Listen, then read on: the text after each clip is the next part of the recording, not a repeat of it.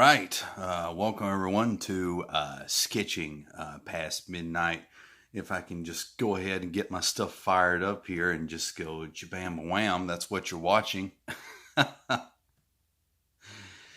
Watching Sketching Past Midnight live. Now, where I'm at, it's not nowhere near midnight, actually. I've missed like an episode or two, and there's not everybody that can actually catch the show live when I, do it past midnight because, thanks to the World Wide Web, this is a worldwide type of show. Anything on the internet's worldwide type of show. So, with that said, good morning, good evening, good night, wherever you may be. This is the show where you happen to find yourself at today, and we'll just go ahead and minimize that, make it teeny tiny, and then we'll put it right here in the corner. All right. So, trying to make myself look semi-professional here.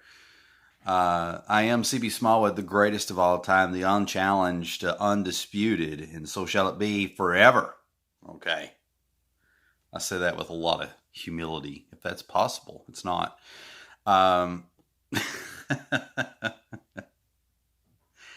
And what you're looking at today is the focus is all out on this. I don't like that. It's blurry.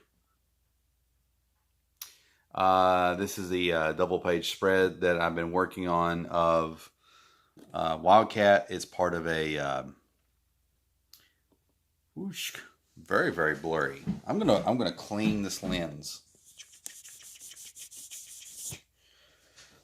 I don't know if that helped or not. Boop, boop, doo.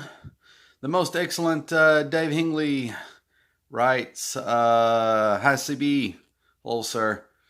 Glad to have you with me. Now, for anyone that's just now tuning in or will tune in just a little bit later, I don't know how long I'm going to do this for right now. It's my son is taking a nap, and so this could be 5-minute stream. This could be a 30-minute hour stream. And also, the battery in my phone could die because it was at 30%. So it's one of those types of situations. All right. Now, why is focus camera? Can you do it? It's not going to do it. Now, part of the whole thing that I'm doing with Wildcat right now is called Wildcat, the Dead Man Walking. There's a whole big storyline of Wildcat Dead Man Walking. This isn't like the final, what you're looking at is not the final freaking little graphic for that, but it's important to kind of have something up there, marketing, branding, all that good stuff.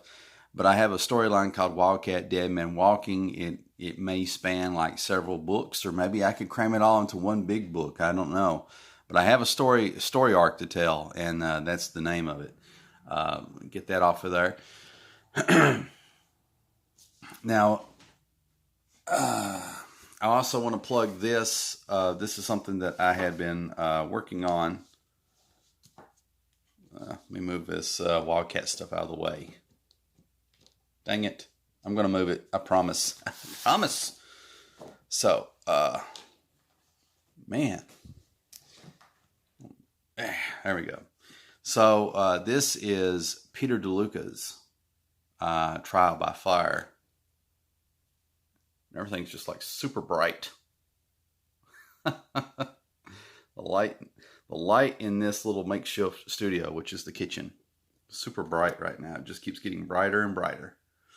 But yeah, this is Peter DeLuca's Trial by Fire. It's on Indiegogo right now. It's not the campaign, as far as I know, is not live, but they have a sign up feature. Okay, they have a sign up feature there, and so you can actually sign up for the campaign, and I'll promise on his behalf, he's not going to spam you.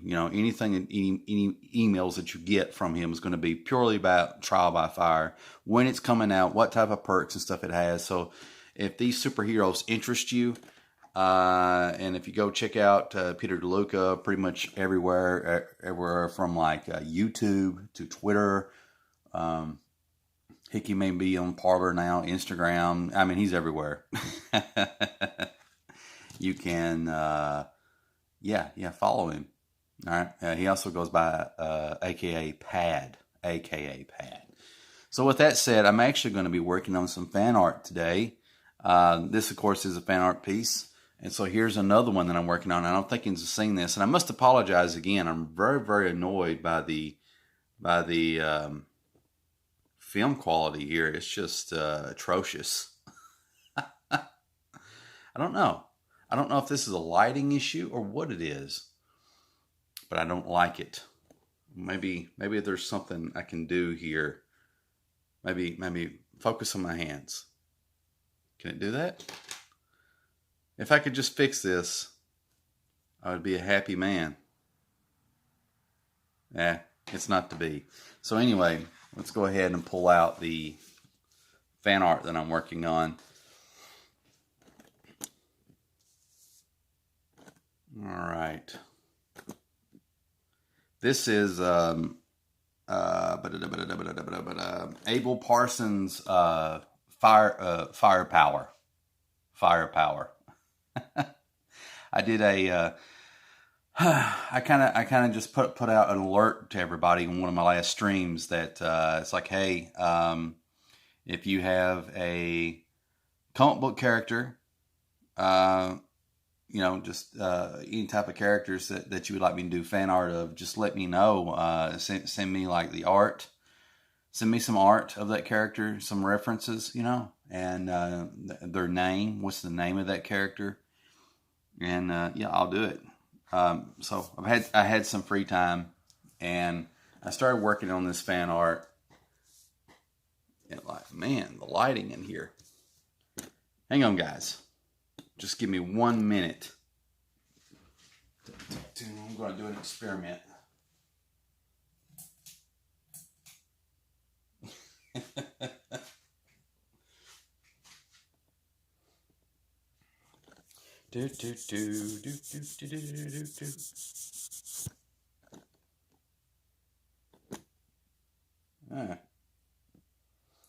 Not liking it at all. Maybe it's just this filter. Who knows? Original. We're going to hit this. We'll get rid of that. Okay, well, it is what it is. So this is the idea behind this is I wanted kind of something happening. I want to tell a story, and I'm very, very sorry about the quality of this thing, about this film. It's very, very annoying. You can't really make out the details, but I wanted to tell a story of something happening. I've got zombies in the foreground, a little bit in the background, and I've got soldiers. I got soldiers everywhere, and then I've got let's see. I don't know who you are. Why are you calling me? Why? But I got soldiers everywhere. I got a tank, smoke and stuff. And then here's this character named Firepower. I think it's his name. And typically, you want your hero larger than life and stuff like that. But I really wanted to do a piece that tells a story. And hopefully when I'm done with it, it's going to look pretty cool. I'll have some space up here, some negative space to put a logo in. And I have a lot of cool ideas. A lot of the fan arts that I've been doing, I'm not actually finished with them. I pencil them and I ink them. And then sometime later, whenever I get time, I'm going to color them and take them to the next level, hopefully, maybe, possibly. When I burp on air here. And I just want to remind anyone that is watching in the replay that you can catch this show at around 3 a.m. and hopefully you'll have better video quality. You can watch the older episodes to kind of gauge on that. So let me go ahead and get my pencil handy here and fire that up. So I hope everyone's doing good, having a good day, good evening, good night.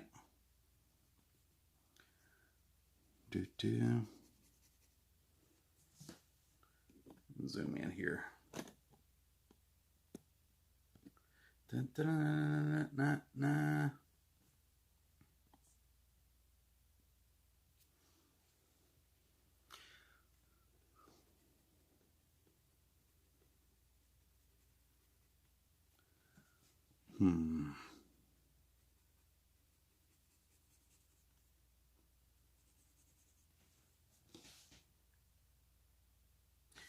All right. Well, I got to be honest, guys. I don't think I can go much further with this broadcast. I know it's very unprofessional, but I need you to be able to see what I'm doing. Who wants to watch a blurry video? Because on my side, it looks very blurry. I got this pimping zombie, and I think I got a pretty good firepower looking dude here. And yeah, I see the pen. And I got these cool things, and nobody can see them. It's hopefully the video quality is good on your all's end, but on my end it just looks atrocious, and I don't know why that is.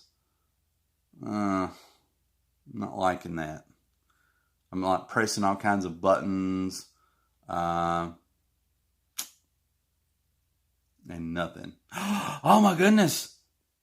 Do you see that? Did you see I don't know what I done.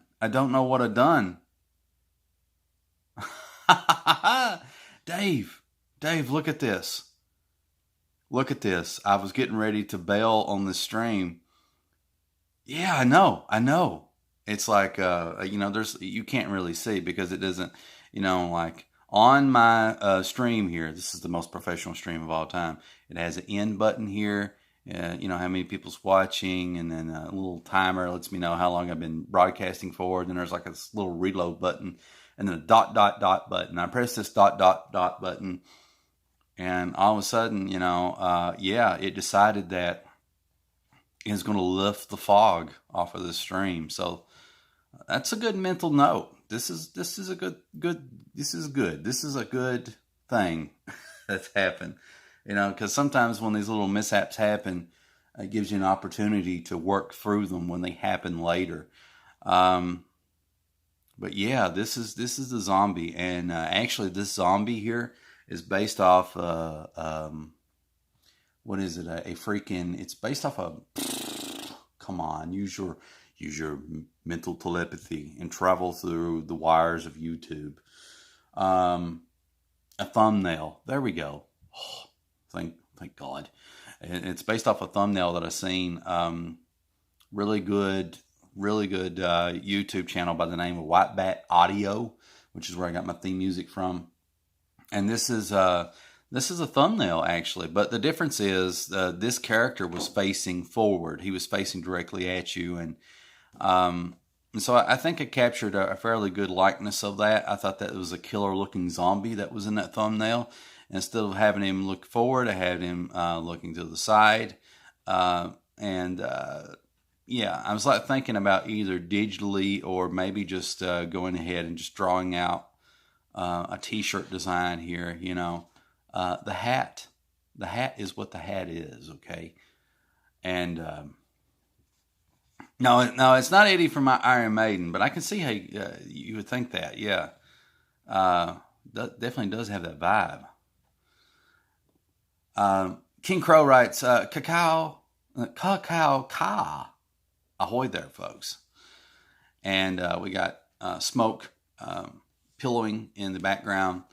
And now you can start to see the freaking details that for the first 10 minutes nobody could see. And it was bad, folks. You have to trust me on that for anyone that's going to tune in here. But yeah, I got soldiers and they're like shooting out here in the distance, And I got reference from everything. This is like reference of like freaking G.I. Joe toys. This is reference of some G.I. Joe comics. This is a reference of X-Men. I wrote it down. X-Men 249. I put homage on there just in case, and this, I think this transcends a little bit that X-Men 249 cover. I don't know. I'll let you be the judge. It's whatever. So there you go. I was trying to find a good pose. Something that spoke to me and something that kind of told a story, and I didn't want to overthink it. So here's this. Now this version of Abel Parsons' firepower is actually a I don't know if a collage is a right word, but it's an amalgam of 3 or 4 different versions of the character. He sent me like 3 or 4 different character designs of firepower, and I kind of just mixed them all together into one thing. Also, something interesting is, this character is kind of colored yellowish. It's kind of like a plasma type of fire-based superhero, right? And so this is yellow, and this is metal. Probably be professional and actually have some stuff queued up for you. I'm sorry. But when he colored it, he had like a dark yellow thing going through here. Dark yellow thing going through the arms and neck and stuff. And that was an indication that he was somewhat translucent because, you can see through his body. And so what you was actually seeing was the indentation of the bones. Indentation is probably not the right word, but you could make out sort of like the bones and through his skin. So that's basically what this stuff is. And then I was just kind of, I always like, when I do fan art and stuff like that, I really examine other people's characters, and then I try to apply my weird world logic. I was kind of thinking of like his bones are like almost like a black matter, like this coal like oil like substance that is being produced through like, I don't know, like T cells or something like that. That's oozing. It's actually fueling this fire power. So that's the kind of the idea that I was thinking. I mean, like this harness obviously probably has something to do with that is causing the catalyst, at least in theory. That's what I think anyway. So that's kind of how I rendered him. I'm not, I think, maybe his actual firepower it probably doesn't have all this stuff on it, but I was like thinking, like if his bones do kind of turn black and are creating or are being transformed into this fuel that it is allowing him to have this power, then I thought maybe like the Kirby crackle will be reflective of how his bones have turned black or something like that. So I think a lot about these things. And of course, you're not going to notice all that because the bulk of this character is going to be colored kind of yellowish, some hues of orange and stuff. And I thought it'd be cool, like I left the space up here empty to put the word firepower, to put a logo. And down here, I thought it would be cool to put like one of those classic little extra, I don't know if you call it a blurb. I don't know, where you talk about like something that gives a hint about what's going on inside, or actually explains what you're already seeing. And so I was thinking about Final Stand or something like that. It would say Final Stand, and really encapsulate what's happening here. So they're not quite overwhelmed yet, but they're getting there. I mean, like these 3 things here are supposed to be zombies, and I need to have reference, and this is a zombie too. So I got this guy with a bazooka taking guys out. There's a tank. It's rolled up here. It's ready to go, or it was. Here's this guy, and you can't really make this out. I'm almost afraid to zoom under that blurry disaster, but that is like a hatchet in his hands, and you can't really make it out, but this is a gun pointed toward the zombie, and the zombie's got a hold of Firepower's leg, and he's, I was thinking about, just having his brain matter go everywhere. So, yeah, this is the stuff I think about. There you go. I may actually go ahead and ink some of this. We're not quite at the inking stage yet, but I think it would really help me to see what it is that I'm doing a little bit, kind of put things in a better light, so to speak.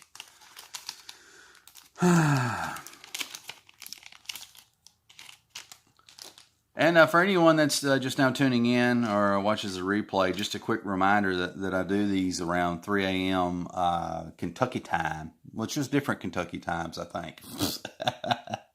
Because Kentucky happens to be like in the central part of the United States. And so there's like maybe two different time zones that it happily, parts of Kentucky kind of inhibits, maybe like 3.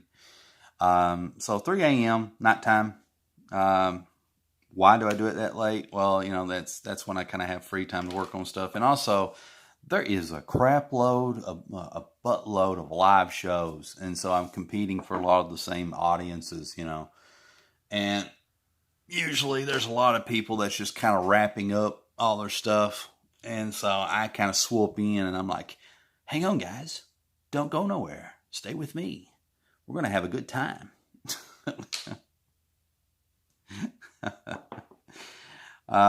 And I missed last night and probably like a night or two before. So this is kind of like a makeup one. And I don't even know if I'll do one later tonight since I've done this. But this is me marketing in a very sloppy way. This is me doing some marketing. It's time to muck some things up.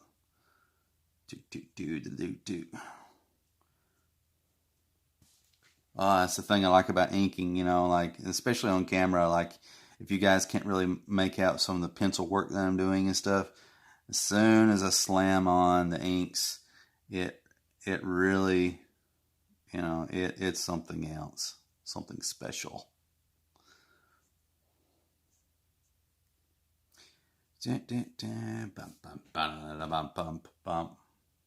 And I'm in the process of, trying to find my way of doing smoke. Everybody's got their own way, I guess, Some people go really simple with it. Some people get super detailed with it, like Arthur Adams. And I'll show you this really quick to bring the point on home, if I can move some stuff out of the way. Okay, come here, double page spread. Let's see here. But right here, you can see the smoke that I did here and the type of style that I was doing with it. It seemed like I saw somebody, and I don't even know who the artist is, I'm constantly a tasty thief. I was looking on Pinterest, and there was an artist that kind of drew smoke that looked sort of like this, but I did my own thing with it. And it's like, okay, I'm going to do that because I really want to work on my smoke. And then you look here, Wildcat Smoke coming up. Wildcat Smoke, like he owns the smoke. So here, I'm just kind of riffing, and this is kind of coming out different than the smoke that I did on that. And I like how it's coming together. All right, answer some questions. The Lion's Den asked, what type of pen do you ink with? Everything and anything. Let me get my crap here. I'll show you. I'll show you what I use. Okay, well, I've developed a fetish for these, and this is a Sharpie. It's called, I know you can't really see it. I'm having camera problems. But this is a twin tip. A twin tip is what it's called. It's a permanent marker. You got your regular permanent marker end here. And then you got this. It's like a fine tip end, And so, I don't have to reach for a lot of different pens. I can get my big thick lines, my outlines with this. And actually shade some stuff in. And I can also draw fine details on stuff like that. And that's why I love these twin tip Sharpies. The bad thing about these is they run out of ink, I think, a little too quick. You can do maybe 1 or 2. I'm going to say about one big splash page let me show you here. This is Peter DeLuca's Trial by Fire fan art that I did, and I did like maybe like half of this using this, and the inks were starting to run dry. You'll run out of ink on this tip a lot quicker than you will the other one, I think, if you're doing a lot of fine details. So I use this. I got these big Fat Daddy ones. These are chisel tip, and I use these to do large blacks. And also, I'll do outlines with them too, even though it's a little harder, a little challenging. But you know, the thing with Sharpies is sometimes they can run out of ink quick, and so you're kind of left with what you got. You know,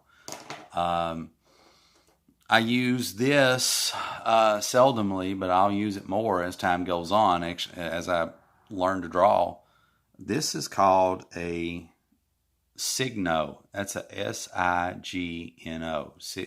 Signo. It's a Uniball Signo, and this is a gel pen that has white ink in it. It's got white ink in it, and the cool thing about that is, see this spot?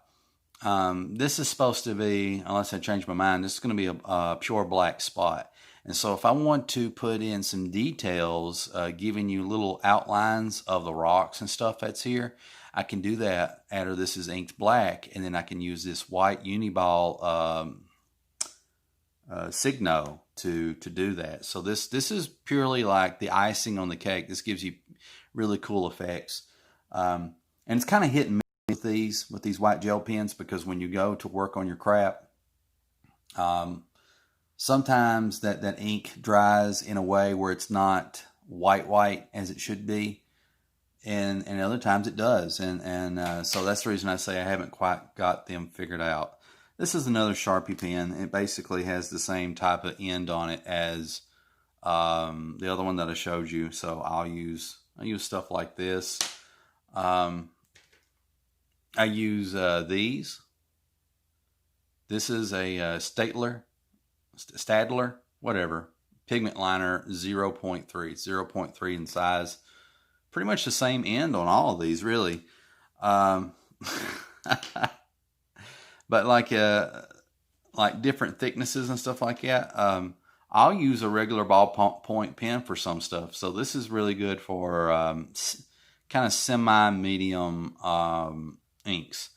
The bad thing is, like, it's not. This is a water based ink. And then I'm going to show you guys this. I've shown this stuff before. This is a Bemoji. This was gotten at Hobby Lobby for about $6. So you can find these anywhere from $5 to $10 on Amazon.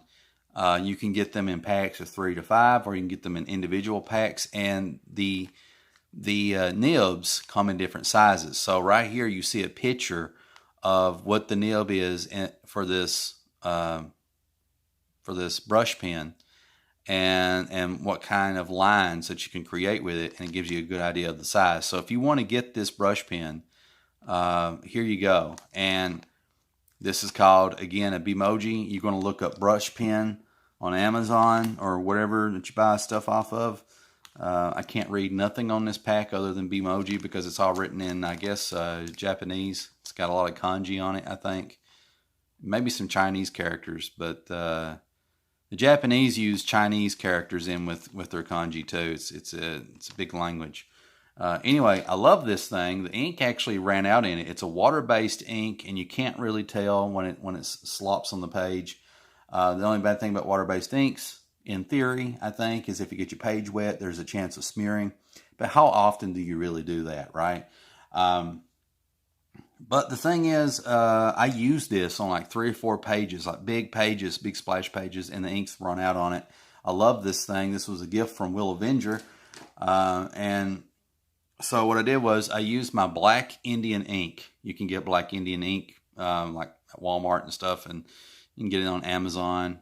And so I've been dipping this and just drawing and stuff with it.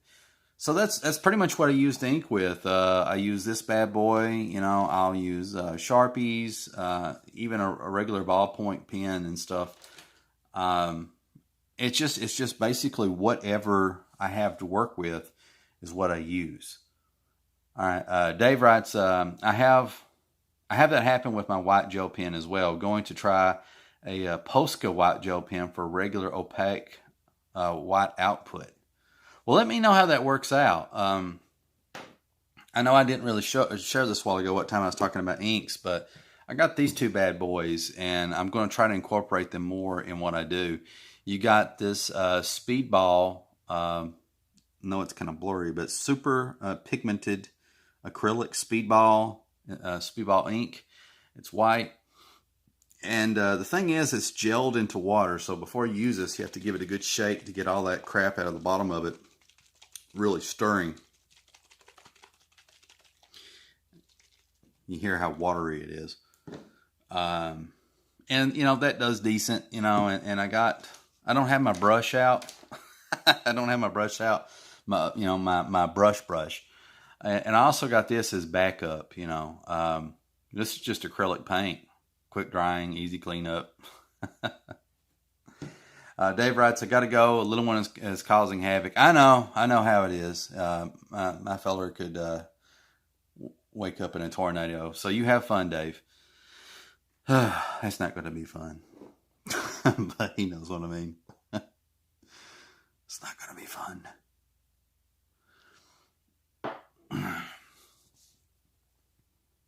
Okay, so.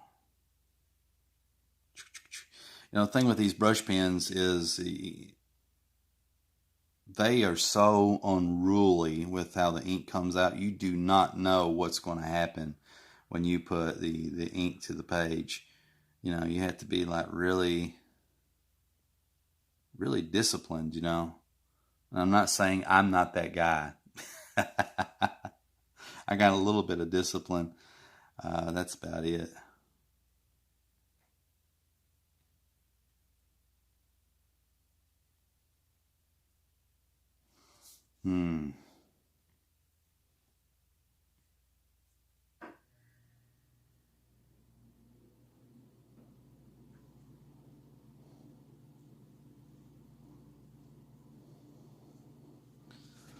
I think that's some pretty cool looking smoke. I like it.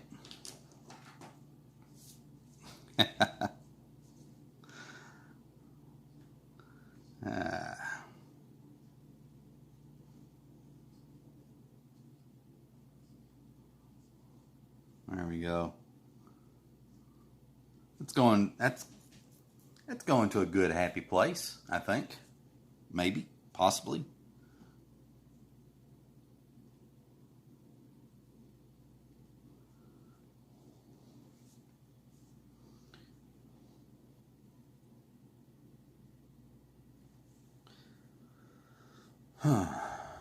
Okay, so there's that.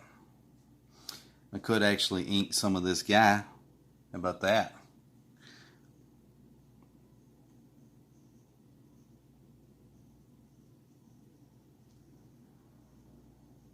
Getting super meticulous here. Just kind of go in here. But you know, I was talking about earlier at some point that when I do these live streams, you know, sketching past midnight, when I miss one, it's like, oh man, I didn't get to do one, because I enjoy doing these, you know, because I get a chance to actually respond in real time to everybody's comments and their thoughts about stuff, you know, and then also I'm actually, you know, I'm working on my stuff, so it's like a win-win. It's pretty cool. It's yeah.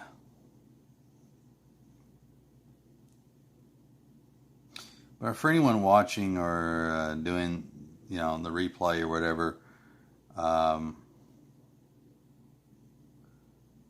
really like these brush pens, or using a brush, period. Before I got this bad boy, I would use a regular cheap brush, you know, to ink stuff. Not everything, but here and there. Like if I was doing trees or rocks or anything like that, you know, using a brush tip pen is awesome to create like really good organic textures and stuff like that. So that's why I love that, you know. It's even good with cross hatching if you don't mind big thick lines, depending on the type of size of freaking, you know, brush that you got, brush tip. The Lion's Den writes, I use ink with a G pen and white ink pen. I need to use a brush pen to do big black spot, but anyway else I'm good. Well, you're well on your way, sir. You got it together. That's pretty cool.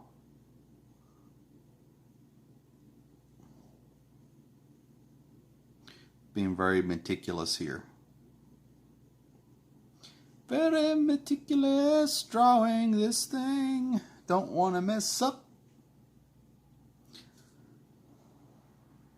Where this character's in the foreground, I'm really,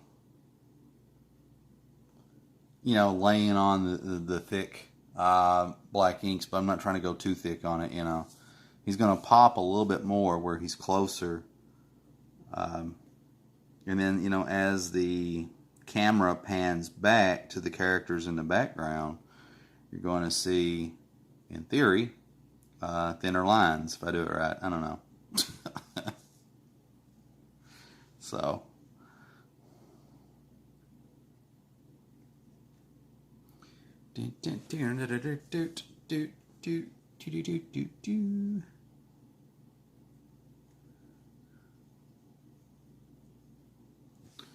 all right, running out of ink. Gonna have to dip it again.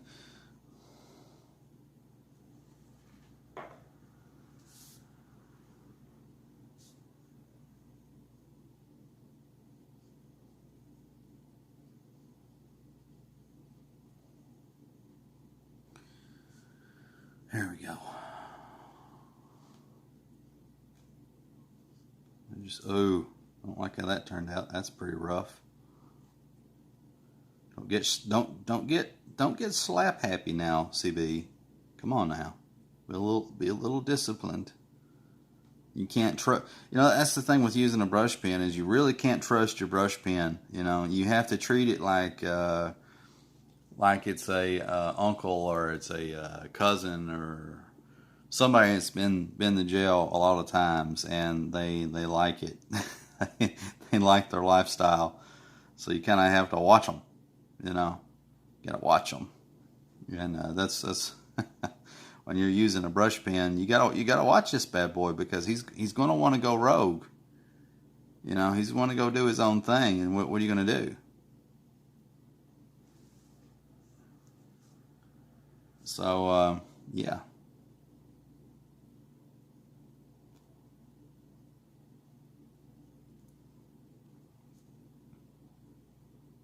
You gotta be really disciplined because every time I start trusting this pen, I start relaxing some of my grip, and then just like gobs of ink start just pouring out, you know, and I don't want that. That's not what I signed up for, you know.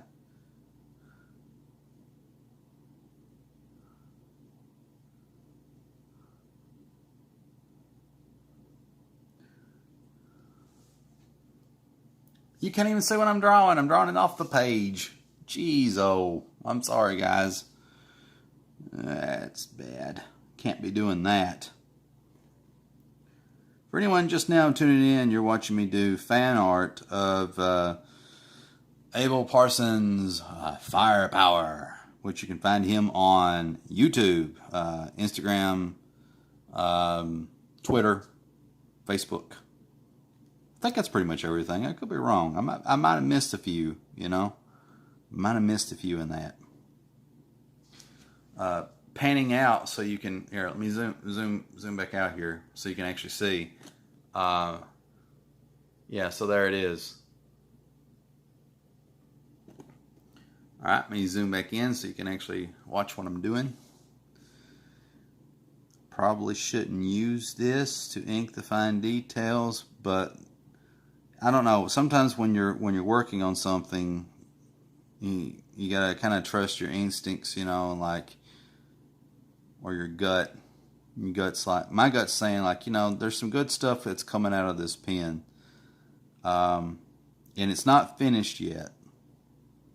So maybe give it a chance. Maybe just keep going with it, you know. Trying to exert some control on what you're doing, and if you have mistakes, try to fix them on the fly. So that's kind of what I'm doing. That's my mindset. I mean, it's not like I'm consciously thinking that. It's like a subconscious thing. But when I analyze it and think about it deeply, that's what's happening in my head, you know. Here I am drawn in a corner. Ain't no wonder I lose viewers. Sitting here drawn in a corner.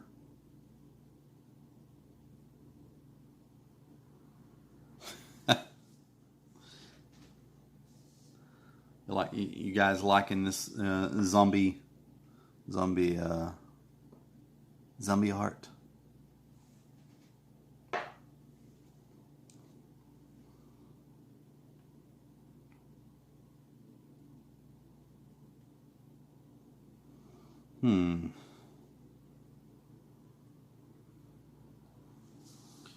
Okay, see here. Do that.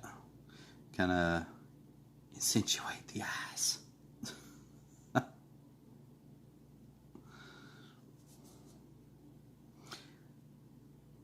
To have a topic to talk about, because this is like a really impromptu thing.